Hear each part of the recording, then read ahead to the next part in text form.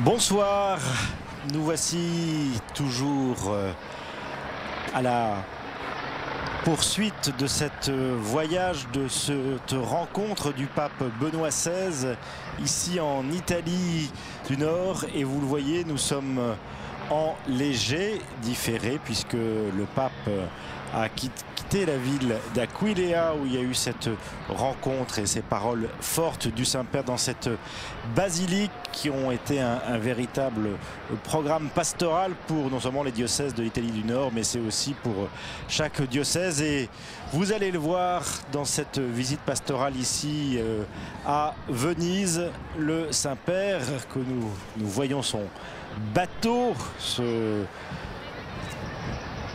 ce moyen de transport habituel à Venise, puisque vous le savez, pas de voiture, pas de bus, pas d'autocar, mais des bateaux, des gondoles et des petites voitures électriques. Et on va le voir à travers ce soir et demain que le pape va utiliser, comme tout Vénitien, tous les moyens de transport proposés par la ville. Cette magnifique ville où dans ce diocèse du patriarcat de Venise, il y a à peu près 370 000 habitants, dont 98,5% sont baptisés. Donc vous voyez, nous sommes vraiment dans une terre chrétienne où l'histoire est mêlée aussi avec l'histoire de l'Église. Et la première visite que va faire Benoît XVI aujourd'hui, c'est d'aller, après avoir été accueilli par le maire et quelques habitants venus place Saint-Marc, et bien ça va être de rentrer et d'aller vénérer la tombe de l'apôtre Saint Marc. Alors vous le voyez, il y a affluence sur la mer avec de nombreux bateaux qui sont venus accueillir le Saint-Père, qui a donc fait le transfert entre Aquileia et Venise par hélicoptère. Il a atterri et pris sur une des îles et pris ce superbe bateau où, entouré, vous le voyez, on va de jet ski de la police. Vous allez voir, j'imagine, aussi de gros bateaux venus accueillir le Saint-Père pour cette première visite dans ce 22e voyage apostolique du Saint-Père, 22e voyage, visite pastorale en Italie pour le pape Benoît XVI. Il y aura bien entendu demain matin le grand rendez-vous avec la messe au parc de San Giuliano de Venise. Là, ce sera sur la terre ferme. Et puis, dans l'après-midi, il rencontrera l'Assemblée ecclésiale du patriarcat de Venise. Et puis, une rencontre importante avec le monde de la culture.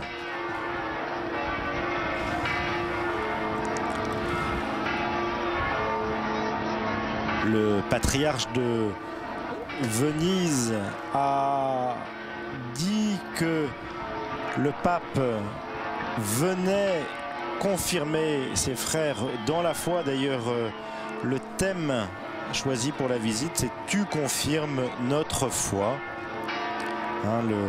Le cardinal patriarche dit que l'homme aujourd'hui est exposé à une grande insécurité. Dans le cœur de chaque homme, en tout temps, il y a toujours cette grande question qui finalement me rassurera au-delà de la mort, me donnera un amour si définitif que je pourrai à mon tour apprendre à aimer et donc à conquérir le sens plénier de la vie.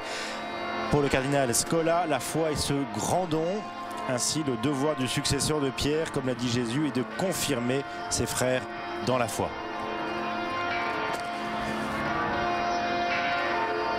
Une arrivée originale pour le pape, on va le voir à travers les différents moyens de transport pendant ces 2 jours.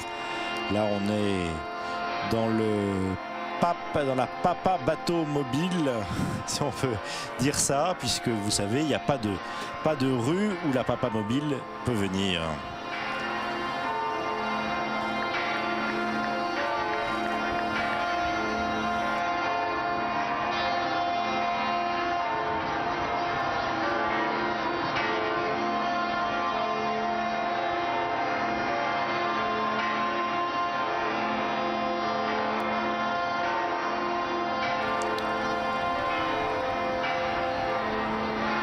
Les cloches, les sirènes et les lance d'incendie des bateaux pompiers marquent avec émotion l'arrivée du pape dans la cité des Doges, dans cette cité internationale qui est un pont entre l'Orient et l'Occident. On la voit notamment à travers la basilique Saint-Marc, et vous le voyez sur les colonnes. D'ailleurs, c'est une des emblèmes de Venise, ce lion de Saint-Marc, où l'histoire de la cité est vraiment liée à la présence des reliques de l'apôtre.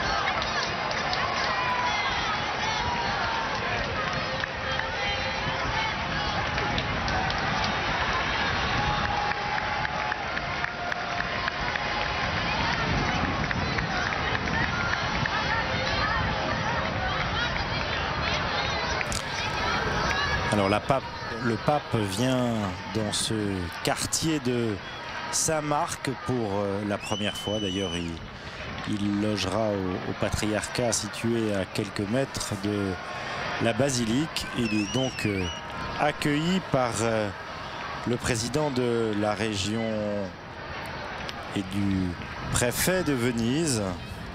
Et il va être accueilli par le maire de Venise, Giorgio Orsoni. Il y a aussi la présidente de la province de Venise, la doctoresse Francesca Zaccariotto.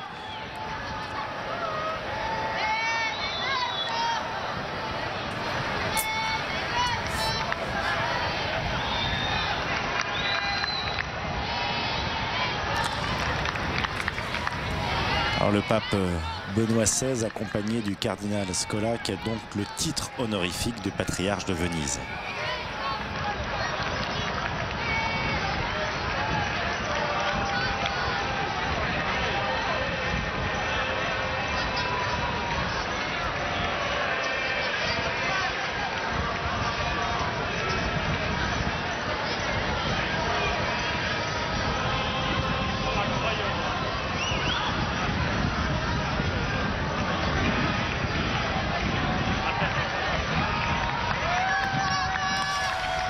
Alors, la ville de Venise n'est pas seulement qu'un musée, c'est une ville aussi où vivent les habitants, avec de nombreux habitants, avec ses traditions. Et puis, c'est absolument magnifique, cette petite place où de nombreuses églises aussi marquent la vie sacramentelle des habitants, venus nombreux saluer le pape. Et on imagine que demain matin, pour cette grande messe, il y aura de nombreux Vénitiens présents.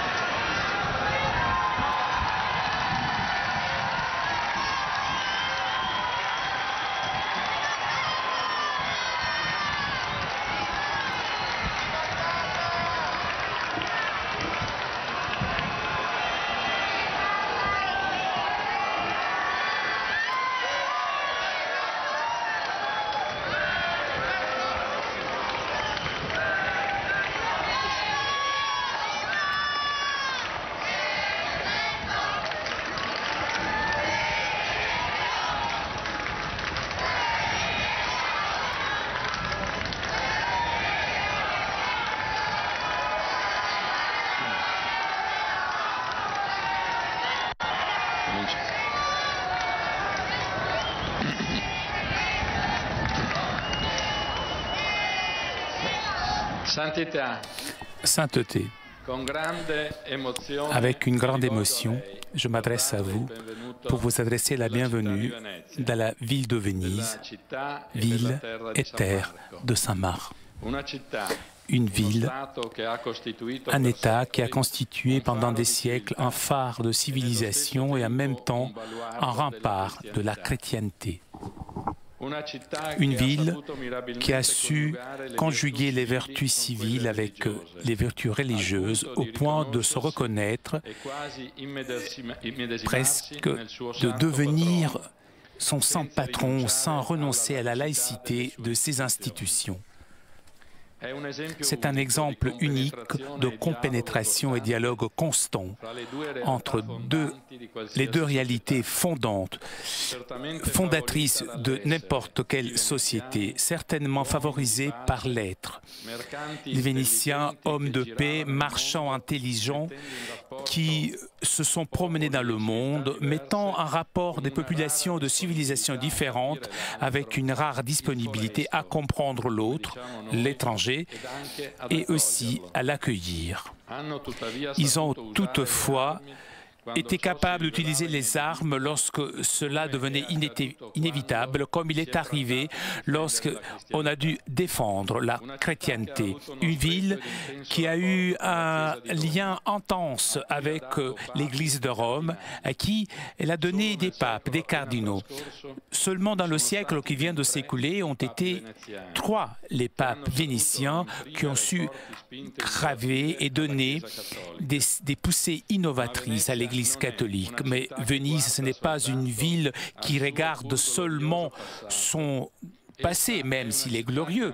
C'est une ville qui encore aujourd'hui continue d'être un point de référence de la culture occidentale et en même temps lieu de rencontre et de confrontation entre différentes cultures et systèmes politiques. Venise l'a été même dans la période de la guerre froide et a l'ambition de l'être aujourd'hui aussi, le moment où le monde est traversé par de nombreux conflits.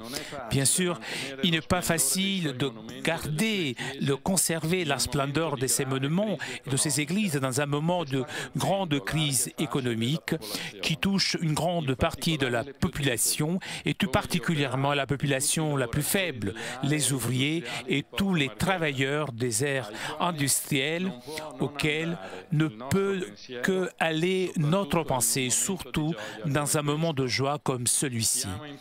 Nous nous engageons pour dépasser cette émergence, baisse démographique du centre historique, gestion du tourisme, ayant confiance dans le goût du travail de notre peuple. Je suis certain que votre visite, comme la visite d'il y a 26 ans de votre prédécesseur, mais surtout ce que vous nous direz, nous aidera à affronter avec une vigueur renouvelée les difficultés présentes.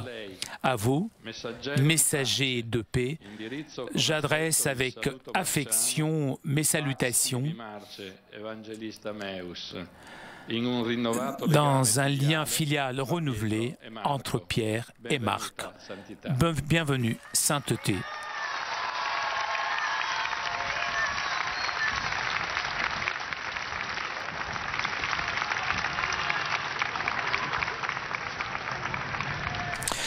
Voilà, mot d'accueil du maire de Venise, M. Giorgio Orsoni, qui offre au Saint-Père, vous allez le voir, une très belle croix en verre de Murano, qui est une des spécialités d'une des îles de Venise.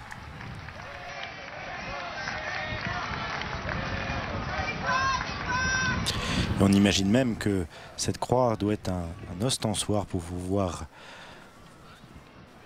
avoir l'adoration eucharistique dans cette magnifique croix.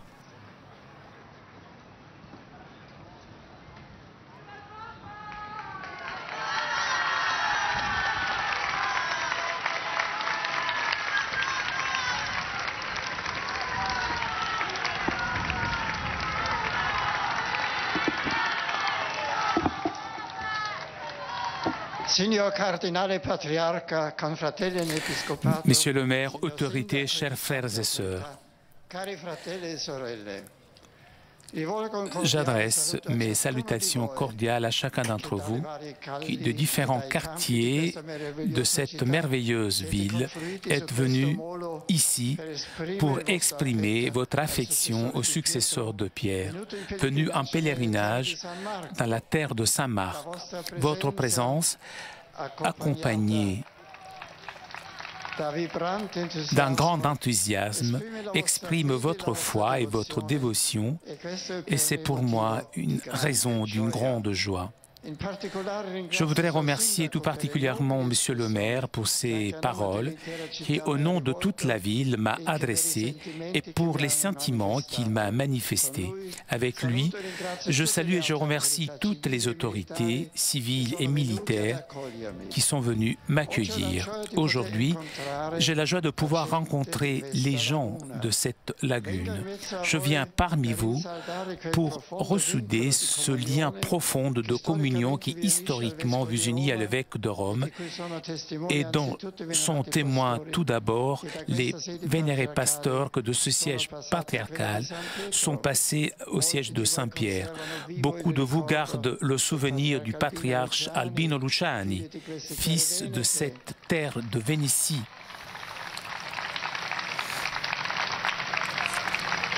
qui devint pape avec le nom de Jean-Paul Ier. Et comment ne pas rappeler le patriarche Angelo Giuseppe Roncalli, qui, devenu pape Jean XXIII, a été élevé par l'Église à la gloire des autels et proclamé bienheureux. Rappelons aussi le patriarche Giuseppe Sarto, le futur Saint Pie X, qui, avec son exemple de sainteté, continue de vivifier cette Église particulière et toute l'Église universelle. Témoignage de la sollicitude pastorale des papes pour votre ville sont aussi les visites pastorales réalisées par le serviteur de Dieu Paul VI et par le bienheureux Jean-Paul II.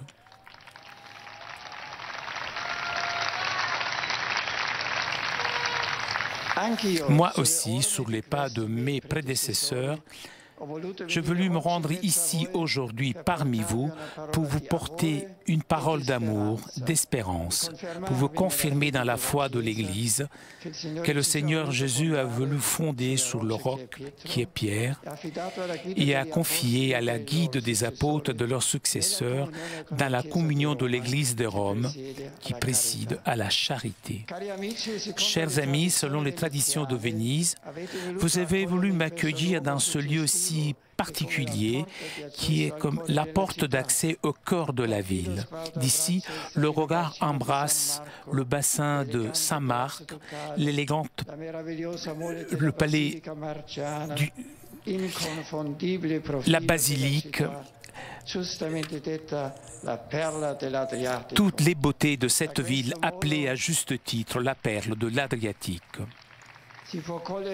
D'ici, on peut cueillir cet aspect si singulier, cette ouverture que depuis toujours caractérise Venise, carrefour de personnes et communautés, de toutes langues, cultures et religions.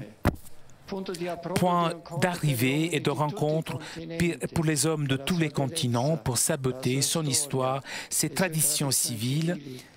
Cette ville a répondu dans les siècles à la vocation d'être un pont entre l'Occident et l'Orient. Même en notre époque, avec ses nouvelles perspectives et ses défis complexes, cette ville est appelée à avoir des responsabilités importantes en ce qui concerne la promotion d'une culture d'accueil et de partage capable de construire des ponts de dialogue entre les peuples et les nations, une culture de la concorde et de l'amour qui a ses fondations dans l'Évangile. La splendeur des monuments et la renommée des institutions séculières manifestent l'histoire glorieuse et le caractère de la population de la Vénétie, des gens honnêtes, des travailleurs qui ont une grande sensibilité et des capacités d'organisation et de ce langage que dans votre langage quotidien est appelé bon sens. Ce patrimoine de tradition civile, culturelle et artistique a trouvé un développement fécond aussi grâce à l'accueil de la foi chrétienne qui a ses racines qui remontent à très loin, déjà à la naissance des premières habitations de cette lagune. Avec les siècles, la foi transmise par les premiers évangélisateur s'est enraciné toujours plus profondément dans le tissu social jusqu'à en devenir partie essentielle. En sont visibles témoignages les merveilleuses églises et les sanctuaires de dévotion semés entre les quartiers, les canaux et les ponts. Je voudrais rappeler tout particulièrement les deux importants sanctuaires qui, à des époques différentes, furent édifiés par les Vénitiens pour répondre à un vœu, pour obtenir de la providence divine la libération du fléau de la peste. Voilà, face à nous, il y a la basilique du Rédempteur et le sanctuaire de Notre-Dame de la Santé, les deux destinations de nombreux de pèlerins dans les célébrations annuelles. Vos pères savaient que la vie humaine est entre les mains de Dieu et que sans sa bénédiction, l'homme construit en vain. Donc, visitant votre ville, je demande au Seigneur que vous donne à vous tous une foi sincère, fructueuse, capable d'alimenter une grande espérance et une recherche patiente du bien commun. Chers amis, ma prière s'élève à Dieu pour lui demander d'effuser ses bénédictions sur Venise et son territoire. Je vous invite, vous tous, chers Vénitiens, à rechercher et garder toujours l'harmonie entre le regard de la foi et de la raison qui permet à la conscience de percevoir le bien véritable, de façon à que les choix de la communauté civile soient toujours inspirés aux principes éthiques qui correspondent à la profonde vérité de la nature humaine.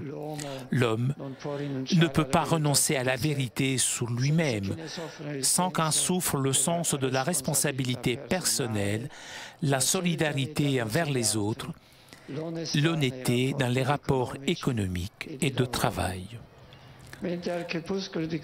Alors que ce jour s'achève et nous allons vers la fête du dimanche, apprêtons-nous à célébrer la Pâque hebdomadaire du Seigneur avec la joie qui caractérise le temps pascal et avec la certitude que Jésus a vaincu la mort avec sa résurrection et qui veut nous rendre participants de sa même vie.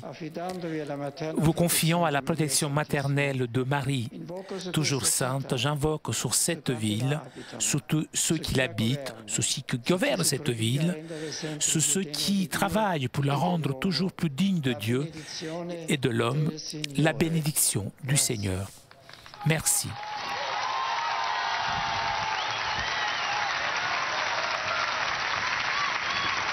La benedizione. Benedica Dio Onnipotente, Padre e Figlio e Spirito Santo. Grazie a tutti voi, buona domenica.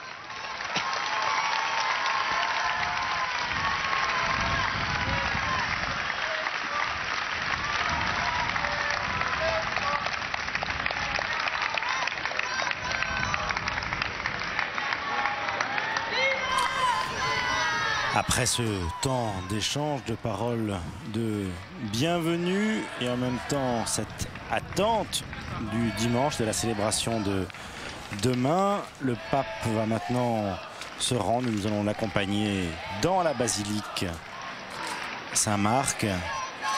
Cette splendeur, et vous allez le voir, le pape va utiliser un nouveau moyen de transport. Un deuxième ici à Venise après le bateau et avant la gondole. Demain après-midi, bien entendu, nous suivrons ce passage en gondole.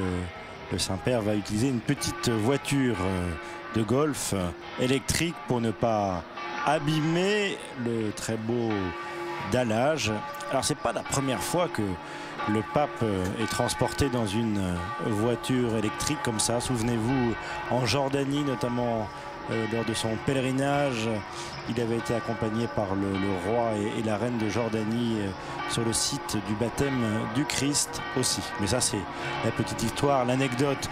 Revenons quand même dans cette magnifique ville de Venise et nous allons passer tout à côté du campanile de Saint-Marc qui a été construit au XIIe siècle. Et il a longtemps servi de phare aux navigateurs. Et l'archange Gabriel, la statue qui était à son sommet, indiquait le sens du vent. À sa base se trouve un système qui calcule les marées et qui prévient du risque de crue. Vous savez que c'est un des problèmes, notamment l'hiver, ici à Venise. Et on entend le carillon de ce campanile accompagner le déplacement de la visite du pape vers cette magnifique basilique qui a été construite sur le modèle de l'église des Saints Apôtres de Constantinople selon un plan en croix grecque et à travers ces magnifiques coupoles que nous apercevons aussi. Son apparence actuelle date de la fin du XVe siècle et du début du XVIe.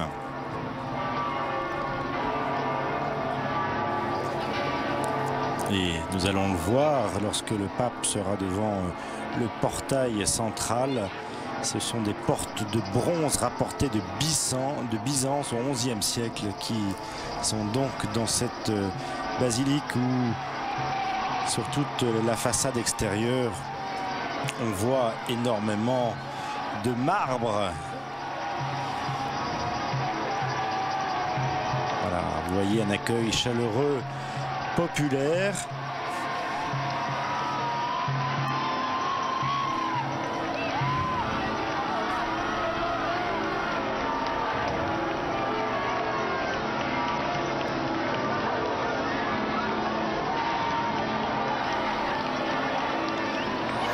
Voilà, pour la petite histoire, un des historiens au XVIe siècle avait dit que écoutez, à Venise on avait des fonds à disposition et au XIe siècle il y avait deux solutions. Soit on dépensait cet argent pour faire une guerre, soit on dépensait cet argent pour construire une église. Eh bien, il y a eu cette heureuse décision de construire cette église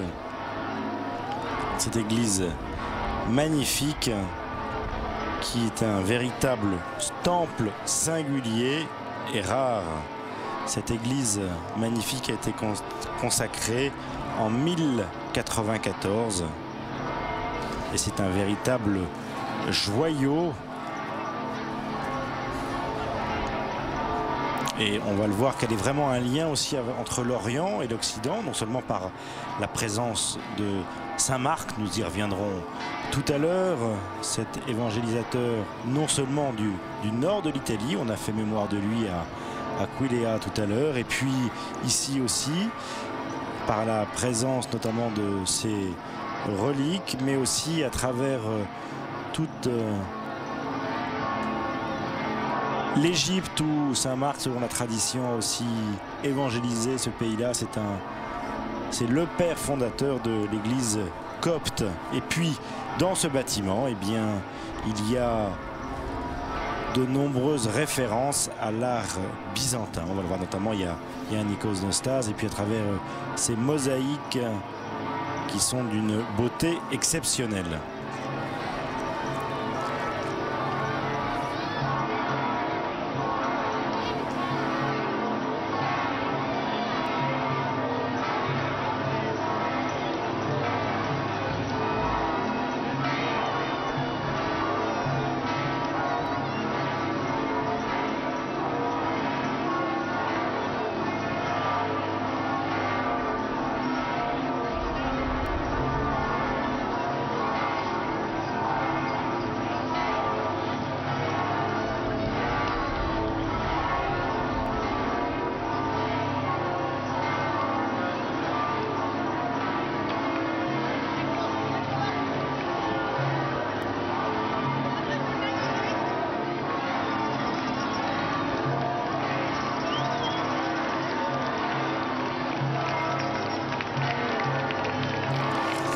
Vous voyez, cette place Saint-Marc est un véritable décor, j'allais dire de théâtre, d'opéra, mais un décor tout à fait vivant où non seulement les touristes viennent, mais aussi les Vénitiens sont dans cette vie et profite de ce décor exceptionnel pour avoir toute la richesse de la culture et de la civilisation. Voilà, nous sommes maintenant arrivés devant la basilique Saint-Marc et vous le voyez à travers ces différentes polychromies de marbre.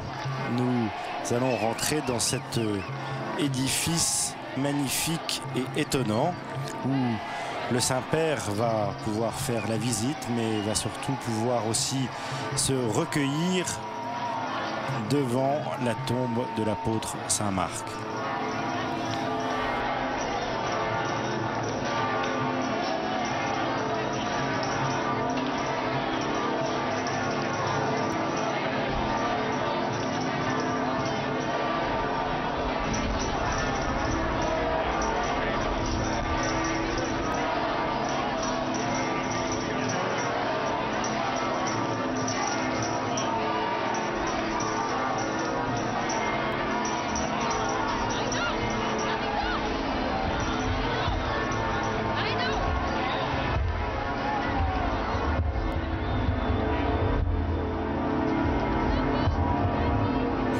Alors dans cette basilique magnifique, vous allez pouvoir le constater, tout ce doré est en réalité des petits cubes d'or magnifiques.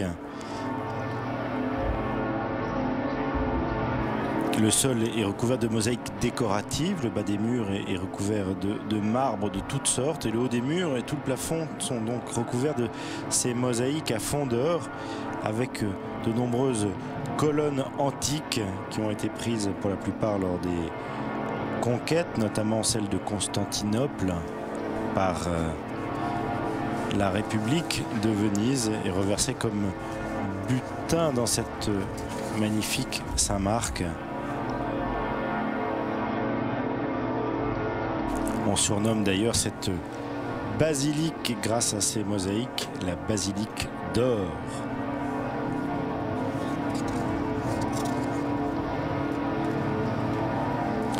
Toutes les mosaïques couvrent l'histoire de la chrétienté, imprégnées aussi des événements et de la sensibilité politique de la République de la Sérénissime.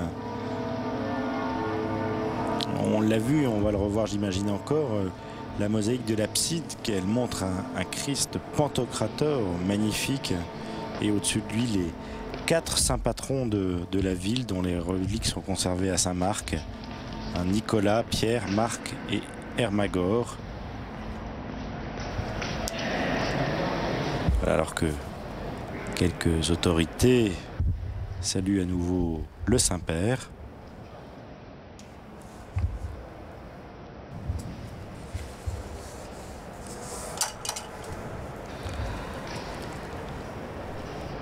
Saint-Marc est une figure importante pour la chrétienté, notamment parce qu'il est le rédacteur de l'Évangile, dit l'Évangile selon saint Marc, et les Actes des Apôtres le montrent d'ailleurs en relation très importante entre les apôtres Pierre et Paul, d'ailleurs aux côtés de son cousin Barnabé. Il a accompagné Paul au cours du premier voyage missionnaire de celui-ci, mais pour des raisons inconnues, il l'a abandonné en route pour rentrer à Jérusalem. Plus tard, dans les années 60-62, on retrouve Marc à Rome, aux côtés de Pierre, qui le présente dans sa première épître comme son fils spirituel. Et c'est après le martyre de Pierre que Marc écrit son évangile. Il l'a écrit en disciple de Pierre et dépositaire de son témoignage. L'ouvrage est en même temps l'expression de la catéchèse pour une communauté. Il comporte peu de discours, mais des récits concrets et vivants. Une tradition importante fait de Marc le fondateur de l'église d'Alexandrie en Égypte, où il serait mort martyr. Et les chrétiens d'Égypte se considèrent comme ses descendants spirituels. Le corps de saint Marc aurait été transporté à Venise en 815 dans des circonstances un petit peu diverses, puisque certains disent que 2 commerçants auraient volé les reliques à cette époque à Alexandrie. Et c'est cette époque-là, en 815, que Venise a adopté l'emblème du lion, donc le symbole de l'évangéliste, de l'apôtre Saint Marc. C'est en 1968 que des reliques ont été remises au patriarche copte d'Égypte. Elles reposent dans la cathédrale du Caire, la cathédrale Saint-Marc. Et le Saint-Père va maintenant prendre un moment de prière personnelle devant le tombeau de Saint-Marc.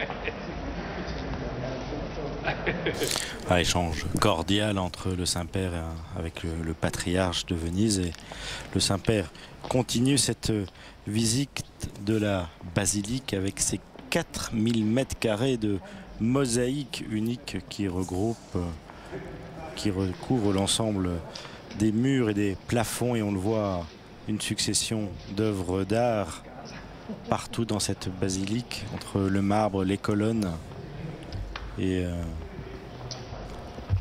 on le voit à travers notamment tous ces dômes où le dôme central représente l'ascension du Seigneur. Il y a un dôme de la Pentecôte aussi qui représente la scène de la mission confiée aux apôtres par le Saint-Esprit. Peuple des nations évangélisées qui sont figurés dans leurs costumes typiques, et on le voit à travers aussi cette magnifique pièce d'ornementation qui est située donc derrière le maître-autel, ce somptueux panneau d'orfèvrerie qu'on appelle la Pala d'Oro, et c'est une des pièces magnifiques. On le voit à travers tous ces médaillons, et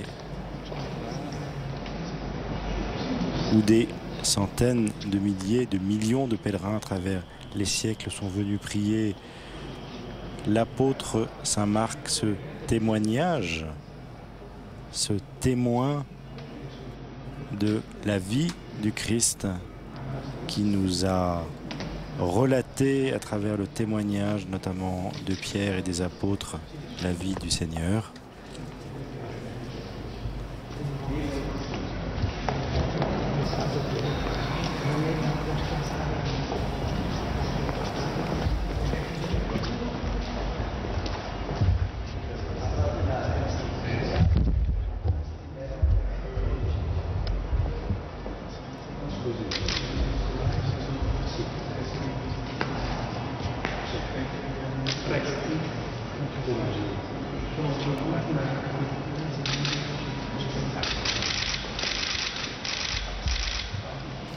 Alors on voit ce lien notamment avec cette iconostase qui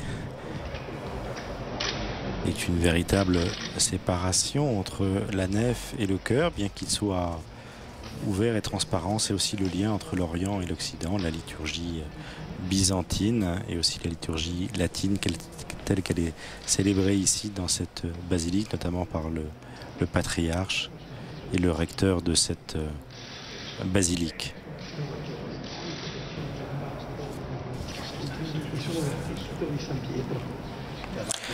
Voilà, la grandeur de Venise se reflète toujours dans l'enrichissement de la basilique. Les Vénitiens ont embelli au cours des siècles en faisant les plus précieux cadeaux artistiques à travers des œuvres anciennes. Et c'est un véritable trésor vivant de la foi vivante des 98% de Vénitiens baptisés. Une véritable fierté. C'est vraiment ici le cœur de la Venise sacrée que le Saint-Père visite après avoir vénéré le tombeau de l'apôtre Saint Marc.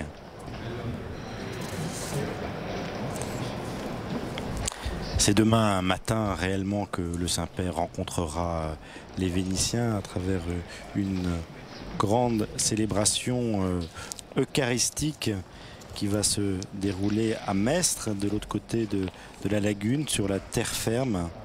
Ce sera au parc de San Giuliano, une vaste étendue de verdure située au bord de l'eau, juste en face de la Sérénissime, et qui peut accueillir jusqu'à 400 000 personnes. Ce sera donc un grand rassemblement demain prévu avec tous les fidèles et les diocésains. Bien entendu, nous serons là, nous, demain matin, à partir de 10 h pour suivre cette célébration en direct. Merci de votre fidélité. Très bonne nuit. À demain matin. Bonsoir.